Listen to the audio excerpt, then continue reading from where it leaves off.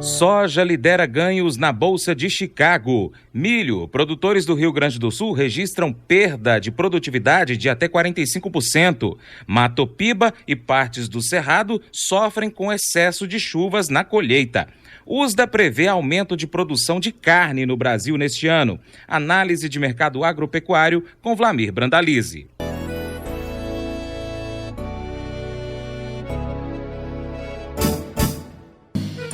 Acordo de manhã para prosear no mundo do campo, as notícias escutar. Vem com a gente em toda a região com o seu programa Paracatu Rural. Tem notícias, informação e o mais importante, sua participação. Programa Paracatu Rural. Programa Paracatu Rural.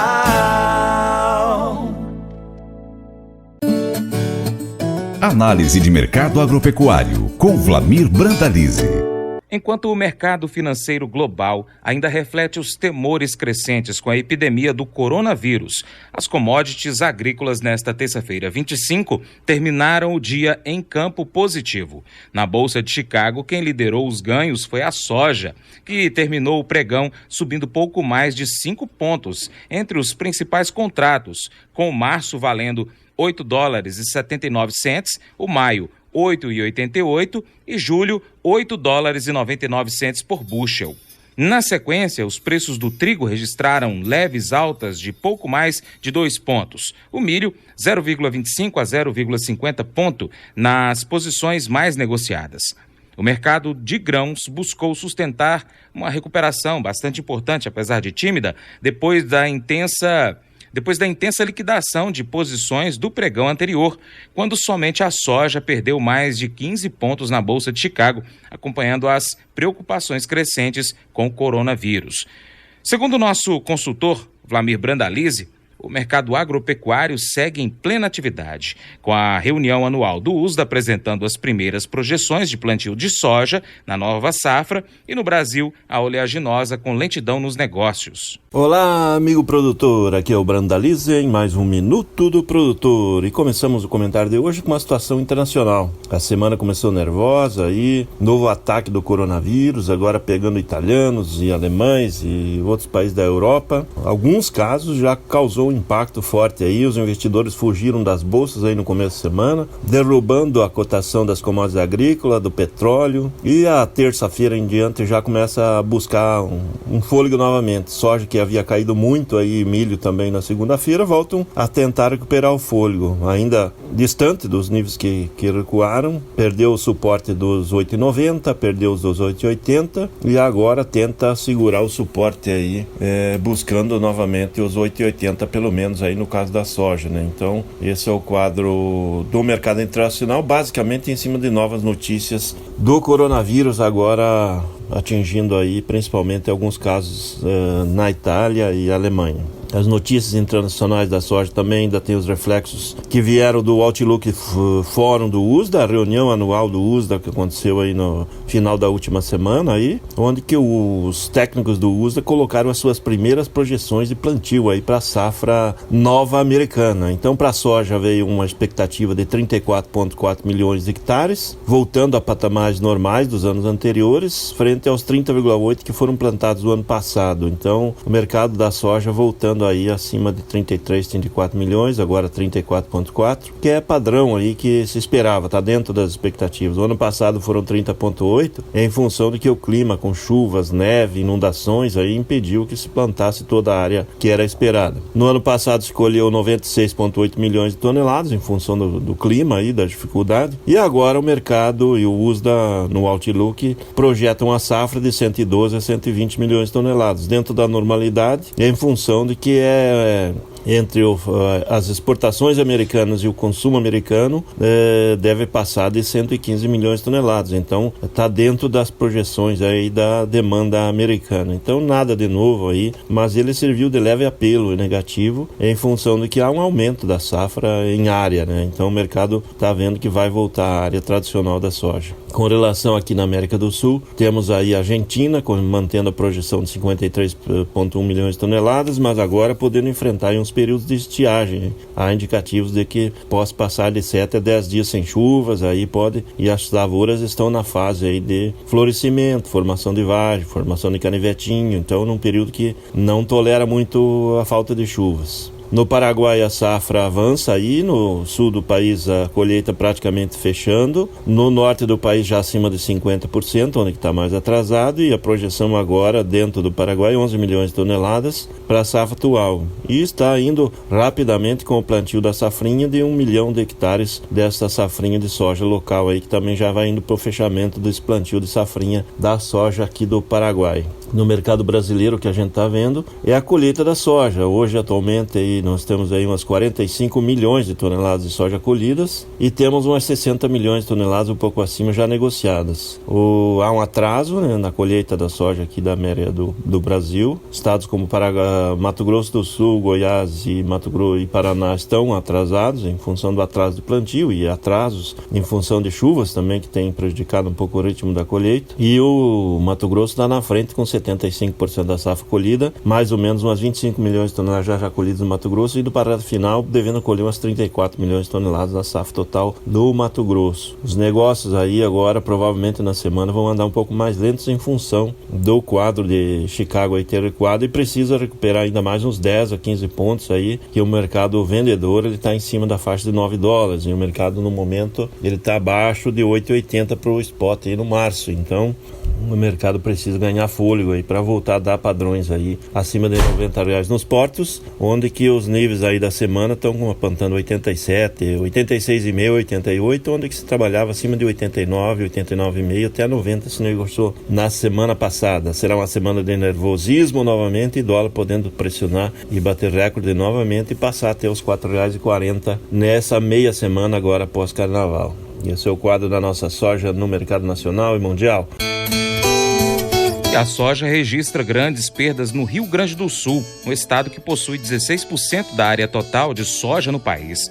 Para o coordenador da AproSoja de Tupanciretã, José Domingos, as perdas no estado já estão consolidadas e mesmo que chova, isso só ajudará a manter o que resta nas lavouras, não havendo chance para a recuperação das perdidas. E se não chover, melhor dizendo, o problema pode aumentar ainda mais.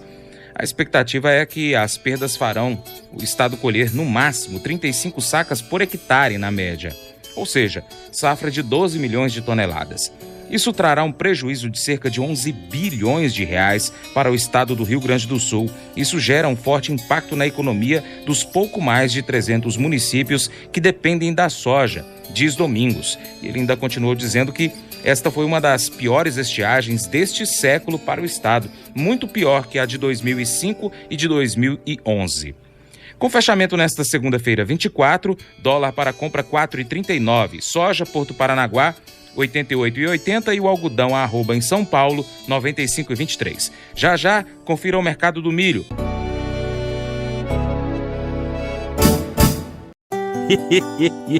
Mas eu vou dizer uma coisa pra você, viu? Se quiser colocar propaganda sua aqui nesse programa, eu vou dizer um negócio, você vai ter um resultado bom demais, senhor. Isso mesmo, é facinho, senhor. Você pode entrar em contato com os meninos ligando o telefone deles, é o 38, é o 991810123, bem fácil. É muito bom porque aí a sua empresa vai sair dentro de um programa que é ligado aí ao homem para a mulher do campo. É bom ou não é, só?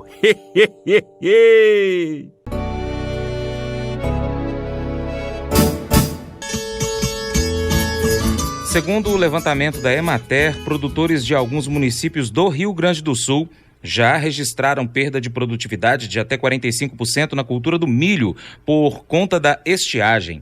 Infelizmente, a falta de chuva impactou no momento mais decisivo da cultura e, por consequência, não tivemos resultados esperados ao longo do tempo. Uma frustração e perda de capital, afirmou o coordenador do núcleo da AproSoja de Tupanciretã, do Rio Grande do Sul, José Domingos Lemos Teixeira. Segundo ele, o grande aprendizado deixado pela estiagem é a necessidade de investir no solo para minimizar problemas similares no futuro.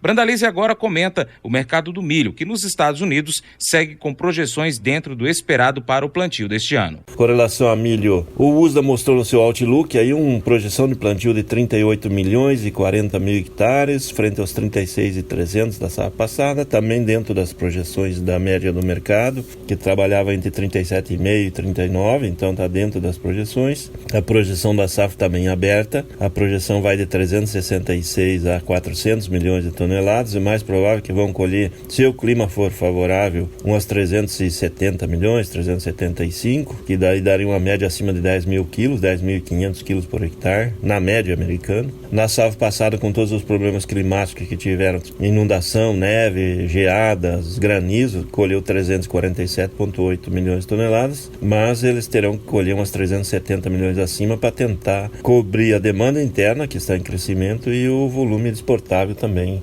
que deve superar aí a faixa de 45 milhões de toneladas a 48 nesse próximo ano comercial americano. Em fevereiro até a segunda semana, o Brasil exportou em média 25,65 mil toneladas de milho por dia. O volume diário embarcado caiu 75,4% comparado com janeiro deste ano e foi 67,9% menor frente a fevereiro de 2019.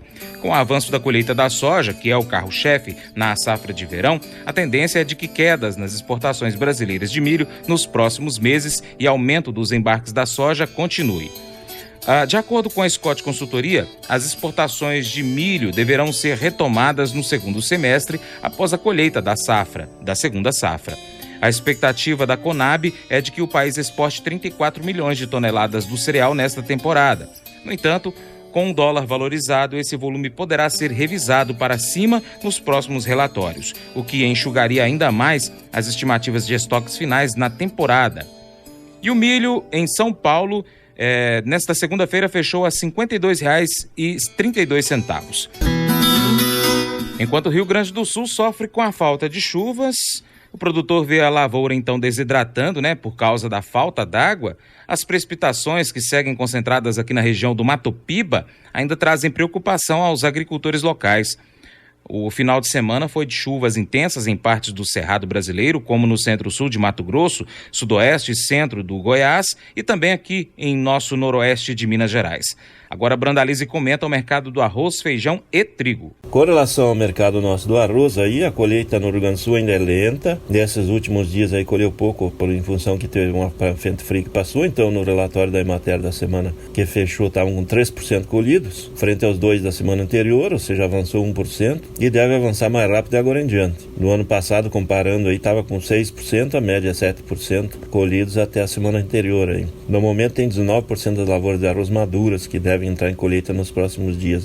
A safra roseira e gaúcha está com atraso nesse ano em função do atraso no plantio, mas por enquanto as lavouras colhidas foram boas em qualidade e produtividade, renda aí acima de 60% inteiros, arroz considerado muito bom, e animando os produtores da fronteira oeste que estão colhendo nesse momento, e deve avançar rápido na região aí. Aparentemente o que a gente via, os produtores colhendo em pleno carnaval aí, ou seja, a alegoria, a escola de samba, colheitadeiras, tratores, caminhões puxando arroz aí. Essa era a escola de samba do arroz gaúcho, que estava em pleno carnaval, em pleno vapor. As cotações do arroz seguem ainda firmes, na faixa de 49 a 54, e os produtores colhendo e fazendo algum caixa aí nesses primeiros volumes, hein. O feijão nesse ano sofreu aí, principalmente agora no sudeste, a colheita da safra agora de fevereiro bastante comprometida em função do excesso de chuvas, muitas perdas na produtividade, perda na qualidade, pouco arroz ofertado, e isso vai deixando o vazio sanitário antecipado, que se esperava para março, e agora já em fevereiro quase não tem ofertas. O mercado aí da semana que passou foi de 160 a 220, 230, até chegou a indicar no interior de São Paulo.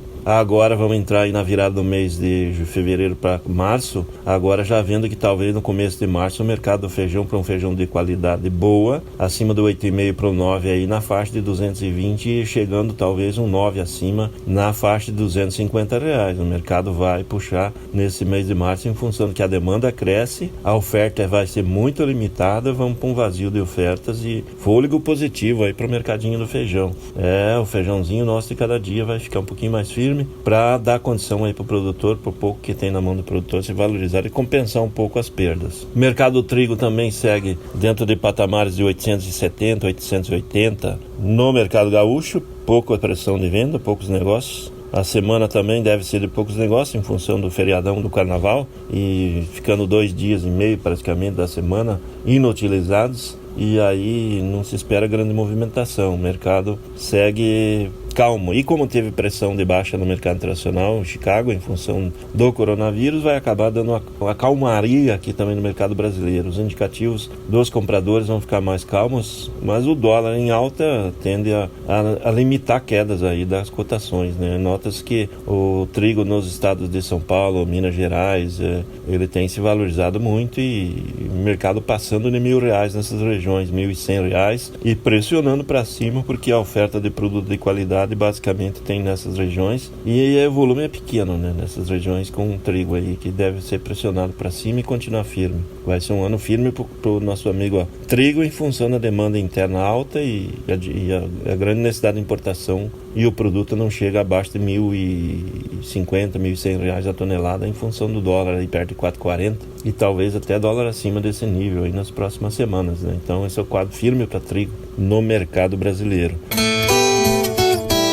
Negócios reportados do feijão carioca nesta segunda-feira em Minas Gerais, de 200 a 210 saca de 60 quilos. Arroz em casca, 50 quilos no Rio Grande do Sul, 49,69. Café arábica, 60 quilos em São Paulo, 501,10. E a tonelada do trigo, 990,57 no Paraná. O escritório do USDA aqui no Brasil emitiu um relatório em que prevê um aumento de 3,4% na produção de carne bovina brasileira neste ano. A estimativa é de um incremento de 10 milhões e meio de toneladas. Para os técnicos do USDA no Brasil, o incremento na produção é devido ao aumento da produtividade, aos níveis recordes de exportação e na alta demanda interna. Em relação à carne suína, a estimativa do USDA é ainda maior. São projetados elevação na casa de 4,5% na produção, atingindo níveis recordes de aproximadamente 4,2 milhões de toneladas. O incremento na carne suína é muito influenciado em razão das exportações para a China, a intensa demanda doméstica e aos custos de alimentação dos animais. Segundo reportagem da AgroLink, o relatório do USDA estima ainda que a economia brasileira deva crescer 2% neste ano, com declínio da inflação e das taxas de desemprego, aliado a um aumento do poder aquisitivo dos brasileiros. Apesar disso, os níveis de incerteza estão tendo um aumento considerável desde o último mês, em razão do impacto do novo coronavírus no país chinês, principal mercado internacional da carne brasileira. No entanto, os exportadores brasileiros seguem otimistas quanto às exportações de carne de gado e suína produzidas no Brasil neste ano.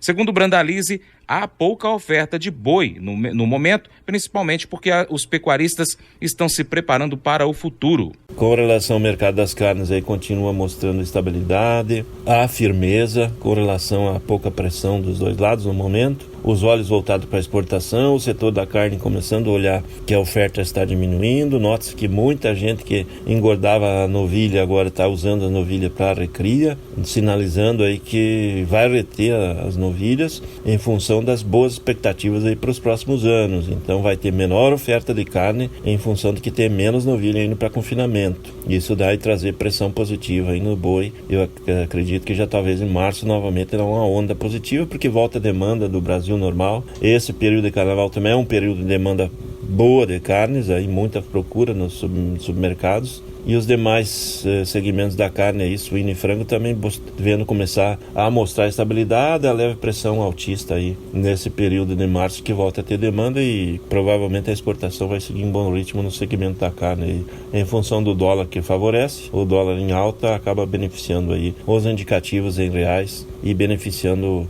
o setor da carne brasileira. Esse aí, amigo produtor, aqui foi o Brandalize, em mais um minuto do produtor no meio do carnaval brasileiro, enquanto que os produtores pulam sobre as máquinas colheitadeiras ou plantadeiras aí da safrinha, que está com atraso no plantio da safrinha de milho. Ainda falta mais ou menos uns 40% da safrinha do milho para ser plantada, e carnaval no campo segue pulando nas máquinas plantadeiras e colheitadeiras. Em alguns lugares aí, como no Paraná, no oeste do Paraná, tempestades causando estragos aí nas lavouras, e seca pegando as lavouras de soja ainda no Rio Grande do Sul, que deve limitar a safra de de soja gaúcha aí, hoje já se fala em 15 milhões de toneladas, quando o melhor momento se apontou até 20 milhões de toneladas de produção. É esse o quadro climático também do momento das principais regiões. Um grande abraço a todos, aqui foi o Brandalize e mais um Minuto do Produtor.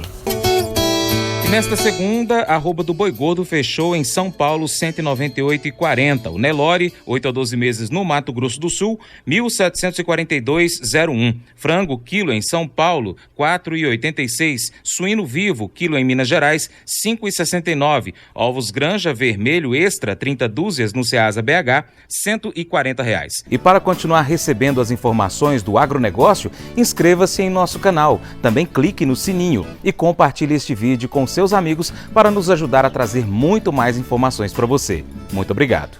Programa Paracatu Rural. Programa Paracatu Rural.